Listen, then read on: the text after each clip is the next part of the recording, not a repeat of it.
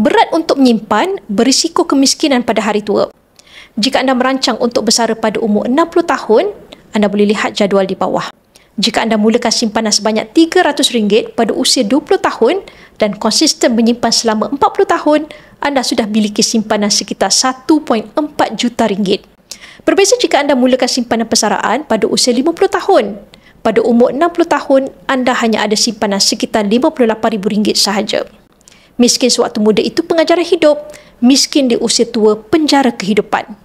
Pada usia yang muda, dengan RM300, anda mungkin terpaksa mengikat perut untuk menyimpan. Tetapi ini adalah pengalaman yang mahal. Dan saya percaya, mereka yang konsisten menyimpan dari muda bukan sahaja ada simpanan yang banyak, tetapi mereka boleh memiliki aset dan mempunyai pilihan untuk bersara dengan lebih cepat. Tiada magic dalam membina kekayaan.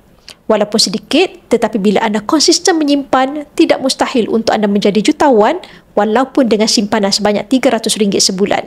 Buat anak-anak muda yang masih belajar atau baru bekerja, jadikan pengajaran ramai pesara yang jatuh miskin pada usia tua kerana mereka gagal dalam perancangan kewangan. Bagi yang ingin memulakan simpanan persaraan, tidak terlalu lambat untuk anda bermula. Ambil tindakan sekarang dan ubah nasib masa depan anda.